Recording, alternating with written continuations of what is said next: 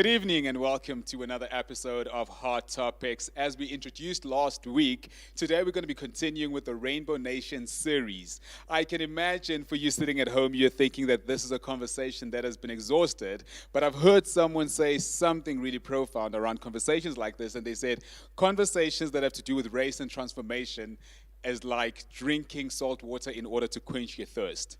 The more you drink, the more thirsty you become. And that's because we realize new issues on a daily basis. And for those who are sitting at home thinking to themselves, why are we having this conversation again? I thought we were done. I thought we were already there. We've arrived at the Rainbow Nation. I've also heard another wise person say, arriving at a rainbow requires that we go through a storm, and so it is necessary that we continue with conversations that we may at times be uncomfortable with.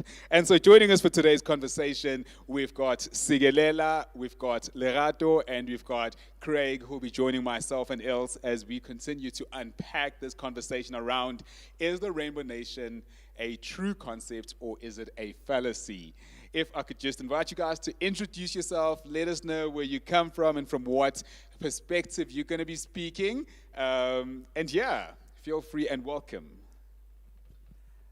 Good evening, everyone at home and here on the stage. My name is Sigelela Ndlazi. I come from a legal and academic background. I'm a lecturer at the University of South Africa. I'm also a socio-political blogger, and I'm happy to be here. Thank you for the invite. Good evening, everyone. My name is Lerato Kobe. I am also coming from the University of South Africa. I'm a lecturer in missiology. So I have a theology background, and also I guess I'm an activist. That's the right word to call myself. You don't know these days what to call yourself, but yes. So I also like my whole research, for example, engages on this kind of topic because I'm doing a PhD on Desmond Tutu's notion of forgiveness. And over to you, Craig, if you'd love to introduce yourself, please. Thanks, Cloney, and thank you so much for having me. Yes, my name is Craig Bailey. I'm originally from South Africa's Eastern Cape. That's where I grew up. I've been based on South Africa's West Coast for the last almost 10 years. And for the same period, I've been lecturing, teaching political science. I approach today's topic, I think, primarily from the perspective of a Christian. You might ask, well, what exactly does that mean? But I think that's my primary approach. And I think then also someone who is deeply passionate about Africa and its people, and also about nation building.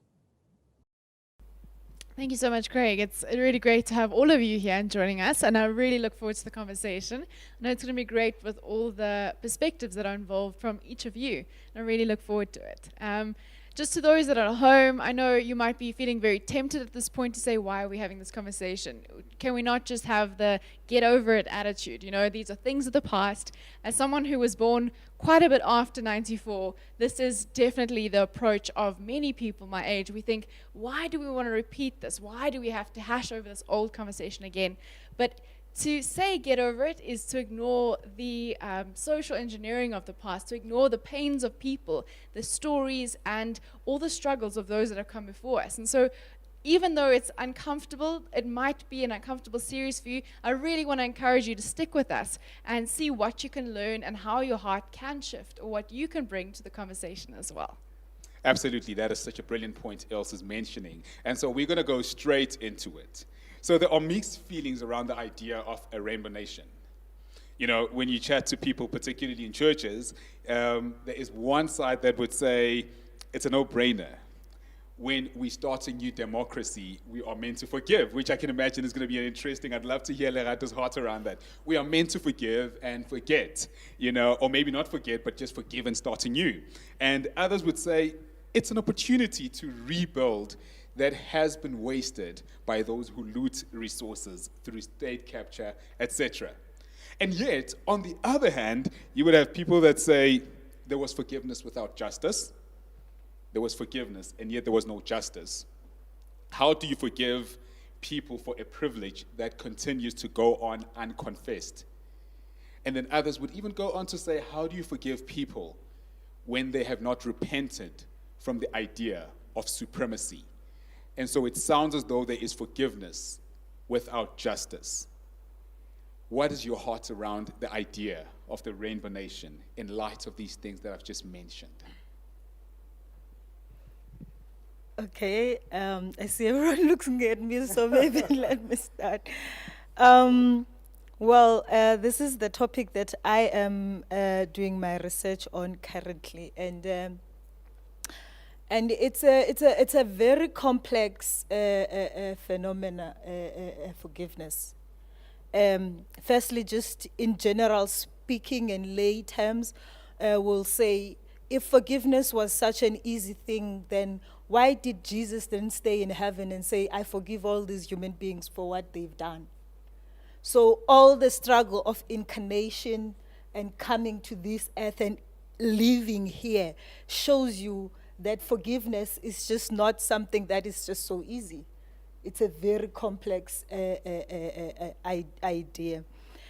And secondly, looking at this coming from a black theology perspective, I would say, as an African, but also as a black theologian, even at home, we have quarrels in our home, but you never forgive. You never say to people, "I just forgive you," and then that's it. Because then, if this kind of thing is not talked about and is not articulated, where remorse, justice needs to be taken place, this kind of attitude will continue. And I think this is one thing, as you were talking, I thought about a rainbow. So other people will argue a rainbow never meets,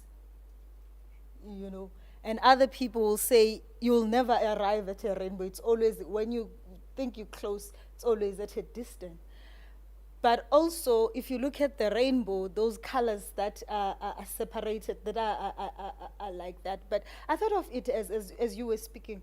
What if, yes, maybe this rainbow kind of thing that Desmond Tutu gave us, but also the fact that those colors also are like that are there to remind us of our past, that our past is with us, so that you never forget. Because also when you just expect the rainbows to meet without proper ways of arriving at those meetings, you have a problem. And I think this is what we've done in South Africa. We just sort of expected the rainbow will just dilute together, and so we never dealt with these things that make this a rainbow.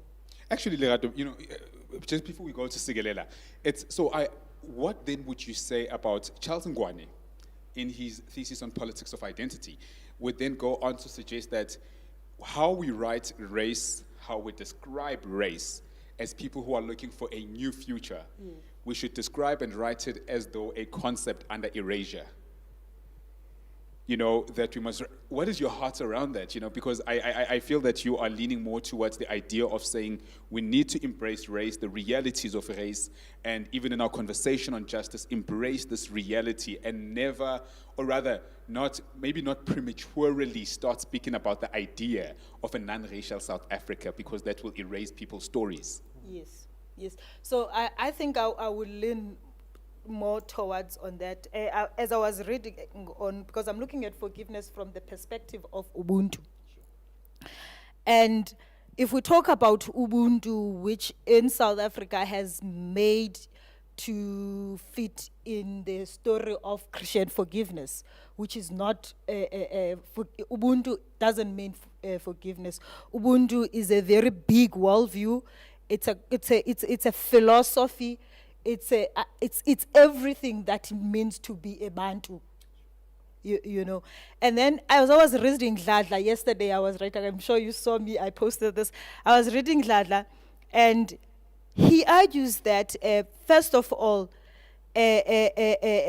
for us to be able to embody Ubuntu, we will have to deal with the past. Until we are able, black people are able to have their cattle, their land, their livelihood, and to be able to look at their world in their own perspective, then this rainbowism or forgiveness really doesn't speak to black people. And when you look at this, and I was reading it, and I was like, actually coming to think of the frontier was at the first encounter with Jan van Riebeeck. It was not Christianity, for example, or Western philosophy, Descartes, I think, therefore I am, that told the first African that this, what was coming, was not of human, it was of oppression, and which led them to fight those frontier wars. But it was Ubuntu, because Ubuntu becomes restless when there is no justice. Sure. Thank you. Your heart on the conversation around the Rainbow Nation. Listen, the approach to this conversation for me is as busy and complex, as hectic as all the roads of Johannesburg. Because if you enter it from this one, avenue, it opens up 10 more. But then if you enter it from this one, you neglect all the other important conversations that actually need to feature as an imperative element of this conversation. The idea of transformation and a rainbow nation, for me, in my experience and my research and reading, is that it was prematurely placed on South Africans, black and white, and Indian, colored, all of us as a nation. We can understand the concept of a rainbow nation practically and philosophically. Practically, we, as we are here on the stage right now, are a rainbow nation. You have a black man, a white woman, a black man, a black woman. So we embody what classically would appear as a rainbow nation. However, the underlyings and the overarching elements and the overarching imperatives that also come into this conversation are those that, in my opinion, have not been given enough attention in the construct of a rainbow nation. Because remember, South Africa in 1994, when we transformed from apartheid to a democratic era, it was almost shoved down our throats. I mean, I was born on the 16th of October 1994. Sure, I wasn't there. However, we read, we experienced, we have people in our families, we have people who have, informed us of their experiences, so we can deduce one and two together, you understand? So it would be very difficult to acknowledge and to honor the idea of a rainbow nation as kumbaya. We've achieved it as Desmond Tutu, I love him, but espouses, it's not a reality. It's not a reality, because even taking into account mining law, because I'm doing my research right now in mining law, there are so there's so much understanding of what large-scale mining is. And when you think of mining, you think of your Anglo-Americans and your De Beers and all of that, and you would imagine, or you would be forgiven to imagine, the mining sector in South Africa and even internationally as being just that. The mining sector in South Africa, Zimbabwe, Lesotho, the majority of the continent, is also a hybrid of large-scale mining as well as artisanal and small-scale mining. And a large segment of miners in the informal artisanal category operate in that sphere without statutorily approved mining rights, mining permits, and all of that. And you may ask, but then why not just go to your local department of the DMRE and just apply for a mining right? Because it's costly. You have to prove that you actually have the financial and the technical strong arm and muscle to actually optimally mine whatever minerals you are mining in a way that would actually benefit the country and yourself as the business, of course, within a prescribed period of time. But then you get the hundreds of thousands of people who have been, regurgitated by the mining sector because of the retrenchments, loss of jobs, injuries, who still have to feed their families, and whatever they get from the government is just not enough to make ends meet. I actually interviewed 150, it was a conglomerate of artisanal miners back when I was in Bloemfontein, in Kimberley. They called themselves the Kimberley Zamazamas. Now, their only call to authorities, mining authorities and the government is, listen, we don't want your help because we have tried to come to you amicably as the government, as authorities, for you to meet us halfway and to enable us to empower ourselves socio-economically, and you have failed. So realizing now that you have failed to actually do good on your promises, empower us so we can actually meet you halfway on your promises. if you have ever driven past Delmas into Witbank and Mpumalanga, you will witness all the heaps of land that are actually dug up by all these excavation trucks and all of that. Those are called mine tailings. So the artisanal miners of Kimberley actually approached the government as well as Petra Diamonds to say, we acknowledge that we are informal and in your eyes illegal, and we don't have the technical capacity to actually mine deep underground minerals. However, you as the large-scale mining company, mining mine tailings is actually non-economically attractive to you because you are interested in the mining reserves that are actually, bearing all the huge reserves of diamonds. But them as the artisanal miners, which actually use basic tools like shovels and buckets to actually go through all the dirt and whatever, they were interested in the mine tailings. They were asking, give us rights and permits to actually go through the mine tailings so we can find diamond dust, little rocks, whatever, so we can actually sell that and feed our families. Excuse me, I'm talking too fast. And feed our families. But then the Department of Mineral Resources at the time was also just like, okay, if you want access to the mine tailings, you still have to apply. Because at the end of the day, it still conforms to the constructs of mining. And it is impossible to expect people who have been so marginalized and infringed socioeconomically and socially to be able to have the capacity to compete on such a stage, even if it is on an artisanal basis. So those things, those loopholes about money and all the application procedures are actually embodied in the MPRDA, which is the law that governs mining and minerals in South Africa. So in the preamble, you start by saying, yes, we acknowledge that the resources of the country are for everyone's use and for everyone's benefit. However, you again say you don't even acknowledge that artisanal and small-scale miners play an important feature, and they welcome into the industry can actually fulfill your objectives and your preamble. So it's this huge circle of being locked out of an economy which has already deserted you, and it's difficult. So, Galila, if I'm hearing you correctly, there's so many things you've just highlighted for us, giving us the example of mining. But there's a few things that you've said, is that there's systems that have failed people. That's one. Is as much as we like to take the vision that Desmond Tutu gave to us, and I believe it was a vision, it was casting a vision, but we know with the vision, it doesn't mean this is practically what's happening right now. It's a process, it's a long thing. So there's a lot of practicalities that have been unaddressed. There's social economic factors which continue to go on as they were before that need to be reformed, and people need justice for what happened and is continuing to happen. So for you, if I ask you straight, do you think the Rainbow Nation is as it should be currently? No. And may I risk being rude and interject there before Sikelela answers that question, Ilse? Please. I'd love to hear his answer, but I think it's just a vital question you asked there. And I think Desmond Tutu did very well to coin the term Rainbow Nation, and with that, this vision of what South Africa could look like. I think we'd all agree that the Rainbow Nation doesn't today exist. But I think it's important that we try and resuscitate the idea of the Rainbow Nation. And I'm tempted to say that it's an idea that is dying. It isn't fully dead. I'm very thankful for that. And I think if it were, we wouldn't be having this conversation. Ilse, you just mentioned practicalities, the failure of systems. And I'm of the belief that we need to focus firstly and primarily on the ideas that we possess. And I think one of my concerns is that the church in South Africa has come to rely too much on the state.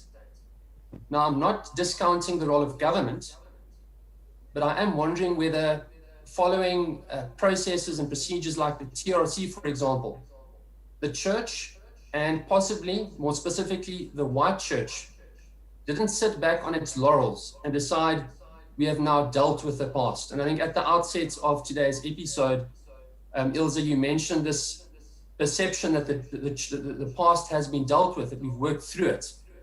And I think everyone on the panel today will agree that this is a misperception. And I think it's important that within the church's walls, I use that term intentionally, every Sunday morning, that we pick at and dig out these issues that are preventing us as a nation group, I'm referring there to a spiritual nation, that are preventing these different colors from coming together and forming one rainbow. And I think that's a very powerful image because it speaks to unity. And I think in unity, that is where any people group or spiritual group will find its strength, and better be able, in the context of diversity, to tackle and resolve the variety of problems that face us as a nation, as a South African society. Thank you for raising that, Craig. I think you raised some very valid points there. Maybe just to then direct the next question. I'm really curious to ask this question because there's something that you mentioned, Larato, as well. You've mentioned it, and Craig, you've mentioned it, is this idea of the colors, this metaphor of the rainbow.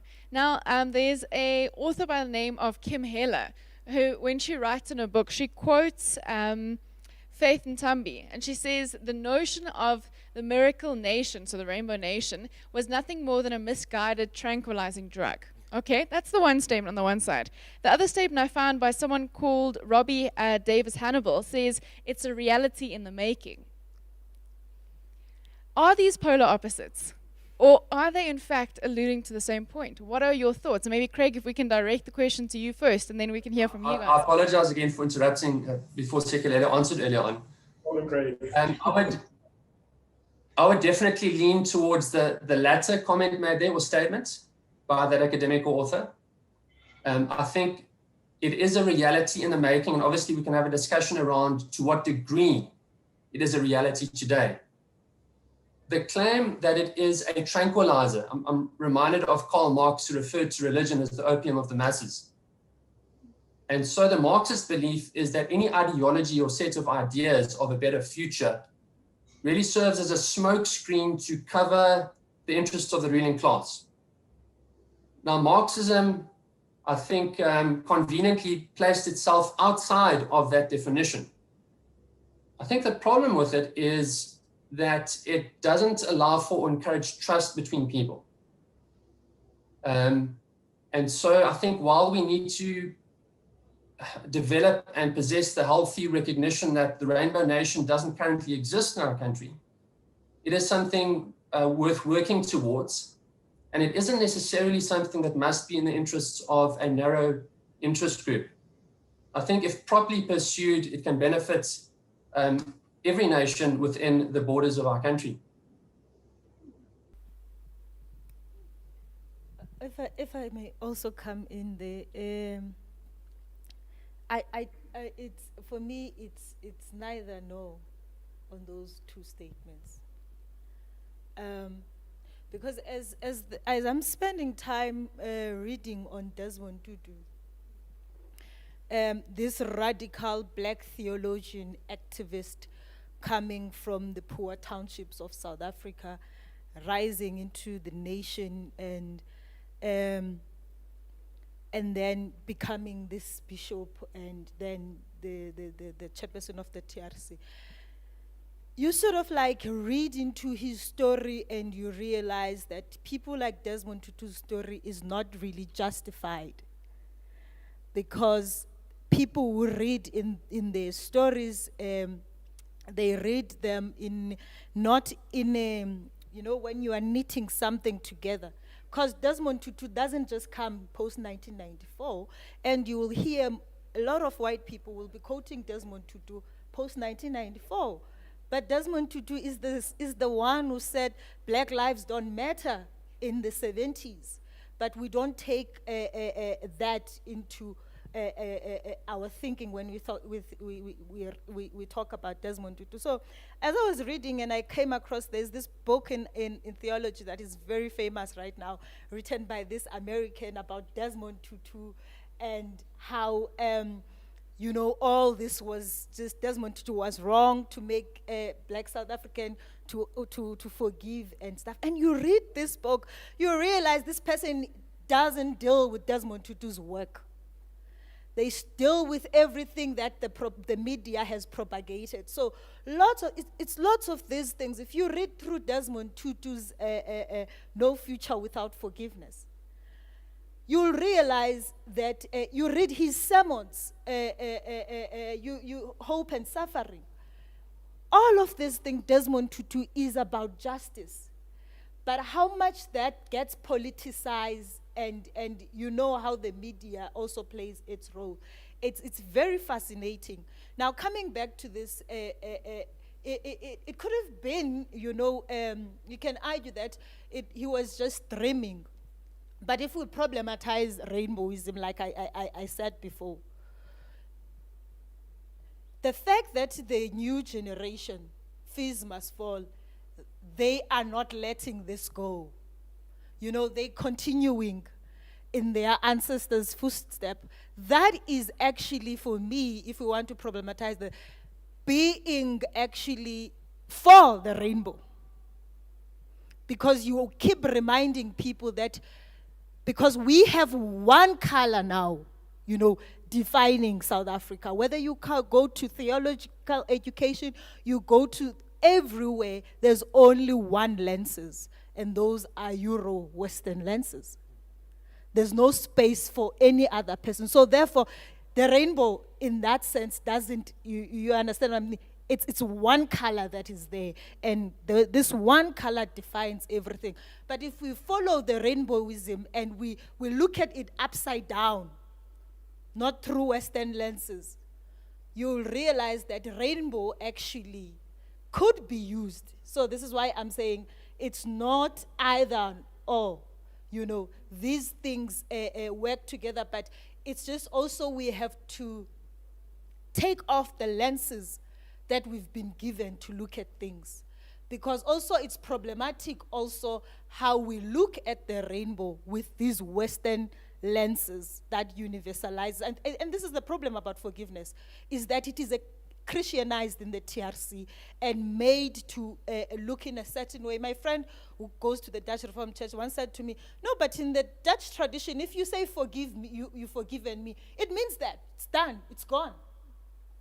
You understand? Because also being Christian is linked to identities and culture.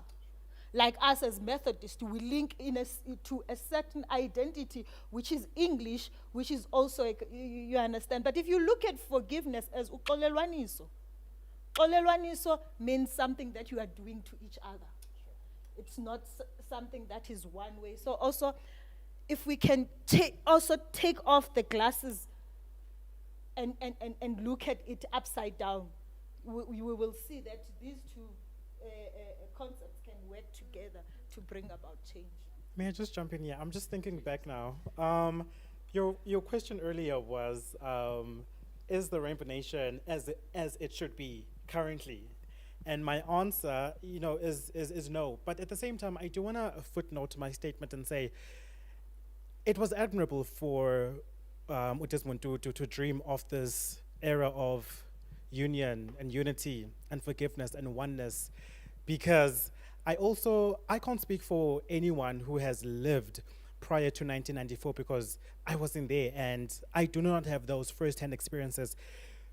You would get classes of people in different schools of thought where some people would be, I just can't wait to forgive and forget because it has been such a traumatic experience. Whatever aisle you are speaking from or whatever perspective you are opining from, there is still the possibility that there are people who are, you know what, I'm okay with this, I'm content as we speak about how my life is living, all of that, and I'm done. But the issue for me with that is it does not account for the lived experiences of everyone else who can't agree with you, who just can't bring themselves into this idea of unity and collectivism and we are all good now, so drop all your arms, it's good, you have to acknowledge that there are so many experiences that are not accounted for, even in this conversation. So for people now to say, oh guys, come on, just get over it, it is unfair, number one, and number two, it is cruel.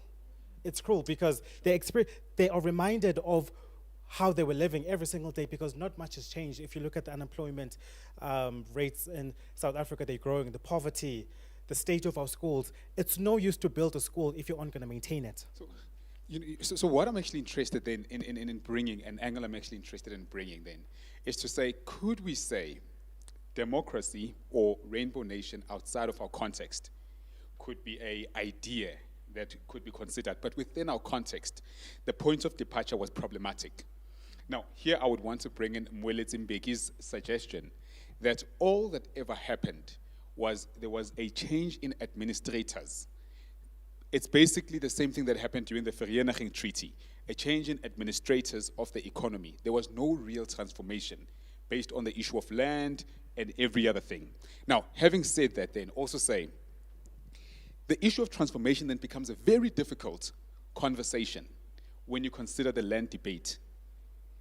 Zimbabwe is what many might call a southern African Via Dolorosa, where the Roman Empire takes Jesus, persecutes him in public, so that everyone can see as an example that you dare stand up against this empire.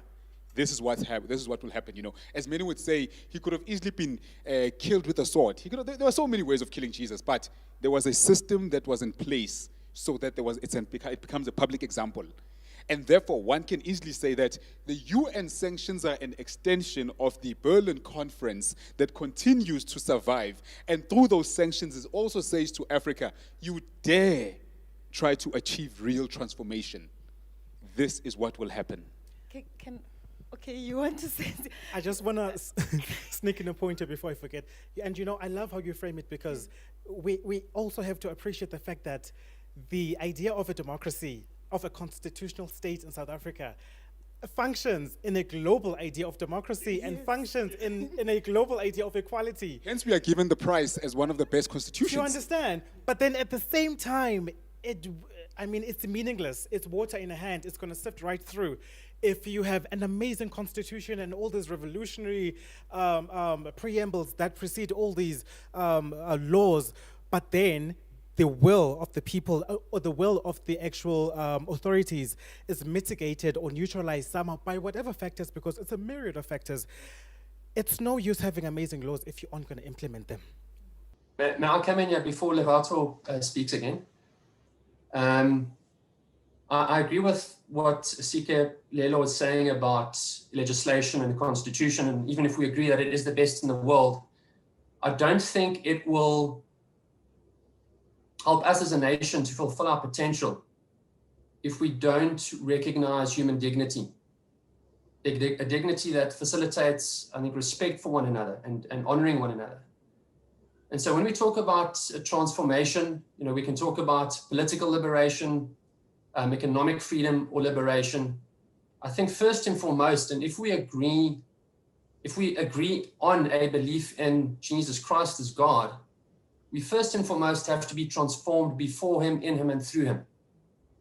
And I think once that has happened, we're on a better space or platform to pursue the practicalities of the world in which we live. I liked what Lerato was saying about being cognizant of the lenses we are wearing when we analyze these things and when we look at the environment around us. And I think the challenge for the church is to ask, firstly, why are we not discussing the idea of the Rainbow Nation? And secondly, how do we define it as a unified body? And when I use the word unified, I mean in theory or in biblical terms. And I think that will help the wider country move, I think, a long way or closer towards the kind of society that is more just and more equitable.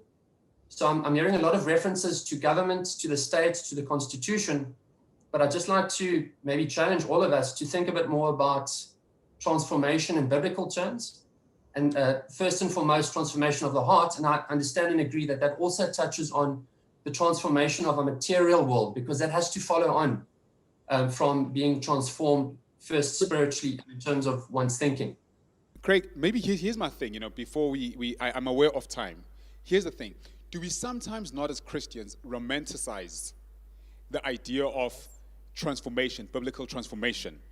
And in the process, we miss the fact that a Jesus who was transformed was so passionate about justice that he was willing to take on the cross, was so passionate about justice that he was willing to stand up in his own synagogue, and knowing that he would be rejected and say, the Spirit of the Lord is upon me. He has sent me to set the captives free, and so we go on. It was so, he was so transformed that his passion for justice leads him to his disciples basically asking for a mandate. And they say, look, we hear John's disciples pray, but how must we pray? What is our mandate? And in his mandate, he engages socio-economic issues. Give us our bread, our daily bread. There is a socio-economic issue when you consider the context. Don't we sometimes romanticize at the expense of justice the person Jesus? I think the temptation to do that and the practice of doing it certainly does exist. And I don't deny that God is a God of both mercy and justice. And so when I refer to transformation, that also includes questions around justice and what that looks like. But I think the key point I'm trying to make is the church has to have a discussion about that, with the understanding that it's made up of different groups with different historical experiences and different realities in the present day. I'm just concerned that there aren't enough of these discussions happening, and that's why I appreciate what we're doing today. Sure. I guess on this issue of mercy and justice, but also just I although now I forgot my thoughts, but you said some amazing stuff, and you also said some, because talking about individual forgiveness, and this is my thesis, by the way, so now I'm afraid to. We are getting a sneak peek. Yes, because if you look at Desmond Tutu's childhood, he didn't have a proper relationship with his father. And he refused to forgive his father until he died. So the conviction of his forgiveness, like we say in Black, you don't come to the text just as you, there's no such thing as a scholastic view. You come in a society with a certain experience and context. Desmond Tutu's forgiveness is based on his personal journey. The fact that when his father called him, he didn't come still. And then he died. So this kind of individual forgiveness, yes, it's all good now because Desmond Tutu has went through this trauma in his life, because also we understand why it was so hard for him to forgive his father, if you go back and read the story of Desmond Tutu. But the thing is that when you take this individual process and you put it in a social context, because the problem about colonialization, apartheid, slavery, it did not happen to individuals. It targeted a community. This is why Mahmoud Mamdani argues that the whole TRC got it wrong, because then we magnify these individual, moments of forgiveness or reconciliation, which for me, when I read those stories, they were actually not even moments of reconciliation or forgiveness. It's just that what we want to impose on those stories, all those Guguletu 7 mothers that now define what is Ubuntu, what is forgiveness and reconciliation. In the TRC reports, they kept on talking about justice. They kept on talking about what it means to be human again, because the whole thing is not about honoring. How are you honored when you have not even lived? These are questions about existence. So if you look at this thing, all the struggle that we've been having in South Africa has been the question of existence, of being able to live. And I forgive people in a way like Desmond Tutu, because if you look at our history, it's also based on context. So if we don't bring context when you have this conversation, everything gets lost.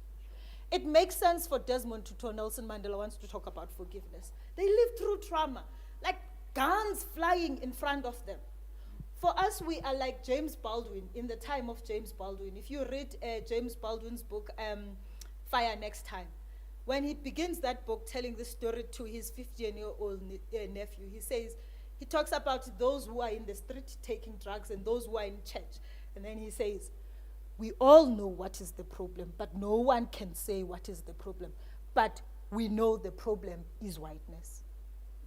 You understand? So for us, we live in those sophisticated times.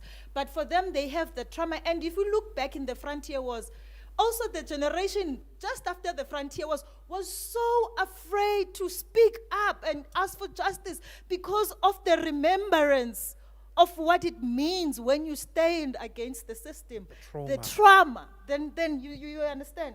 Then then the next generation is like, no.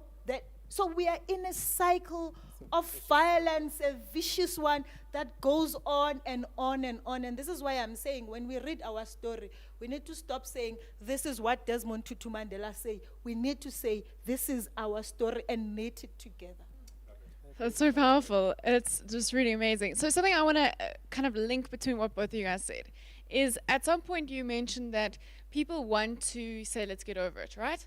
But we cannot just ignore people's stories because it's almost, if we say let's get over it, we're speaking from a privileged position actually, because our survival, our daily bread does not depend on justice. If we can get ourselves to a place to say, let's just forget about it, let's move on, it means our daily bread does not depend on justice of the past to happen. Now, to link that to what Craig said about the Christian idea, because we don't have much time left, I want to just play around here for a sec. And I just want to present an idea that I was thinking about this conversation. I want to see what you guys feel about it. Okay, so this book that I've been looking at from Tim Heller, she says this. She says, my moral and political consciousness will not allow me to vote for a political party that is incapable or unwilling to fundamentally transform South Africa. I cannot sanction a political party that places narrow white privilege before the good of the black majority. I will not support a political party that does not place the will and welfare of South Africa's poorest first and foremost. There's lots of issues in there, and we don't have the time to speak into each and every one of them. But what I want to highlight is to bring in this Christian idea of the Christian response. It is easy in the church to say, let's just forgive and forget. But there is an aspect that we cannot move on without justice. The same way that she says she cannot vote for a political party, we cannot be a church that says we just want to move on without placing the importance, placing the necessities of the least and the last at the foremost.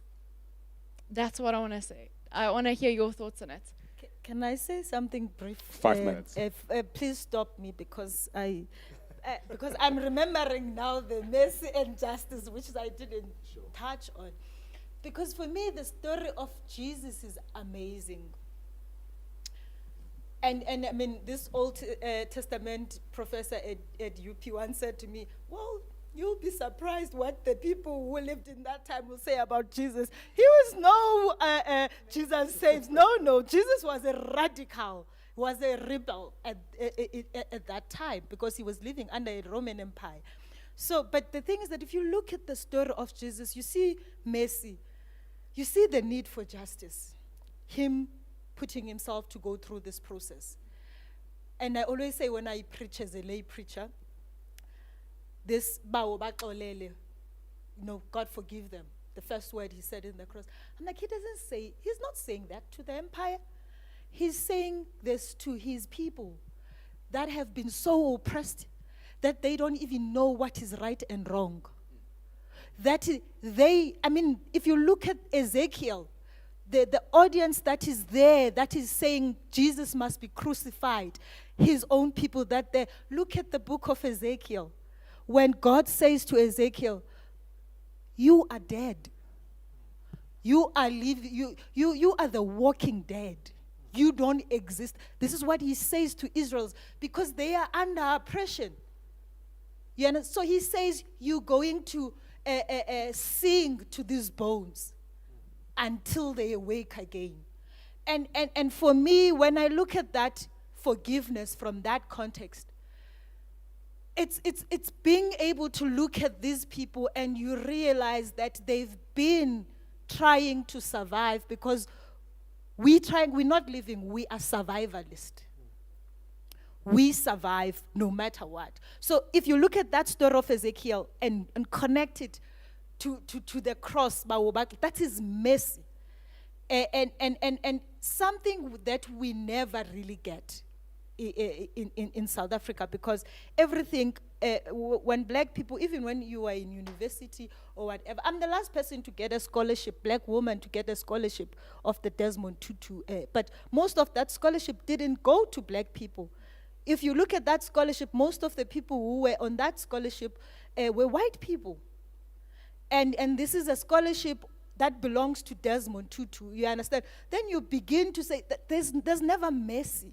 There's never a shade under the sun that we can hide ourselves. You get what I'm saying? Yeah. Perhaps in the interest of time. Perhaps in the interest of time, I would just like to nip this and say, mercy, justice, transformation, rainbowism, all of that, in my opinion, will never be achieved because, or perhaps, unless the ugly heads of the remembrance and the trauma and the socio-economic difference continue to rear their ugly head every single day. When I was driving here, there were 3 teenagers, I'm sure, right by the Caltex, by Lone Hill, dancing on the road with red shirts and black pants. They will dance, and then when the traffic lights go green, they, ask for, anything you can give. And every day we are reminded that so many people are not able to live but are surviving. Those are the very symptoms of the greater ill, that South Africa is not accommodating to everyone.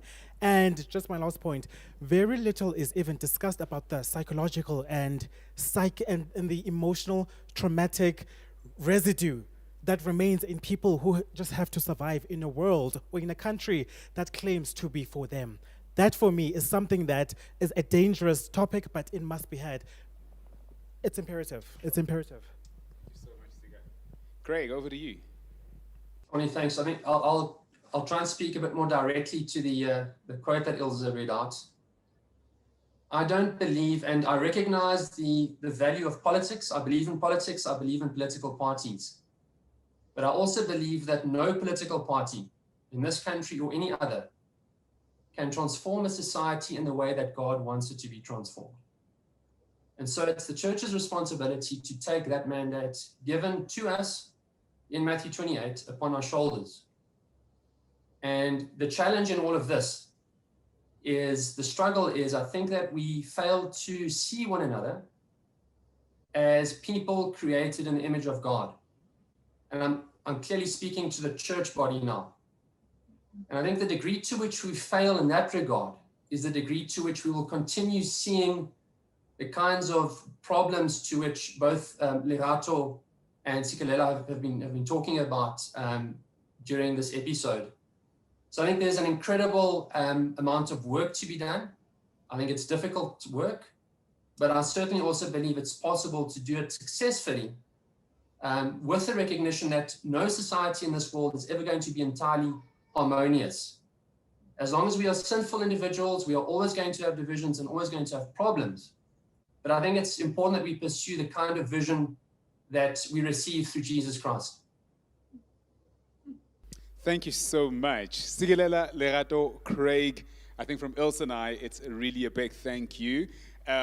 This is the second of many hot topics conversations to happen on this particular topic. And just as we close, I want to remind you that Jesus comes into the picture, a occupied Judea, and yet he leaves Judea occupied. And that is one of the mysteries that we need to continue to engage.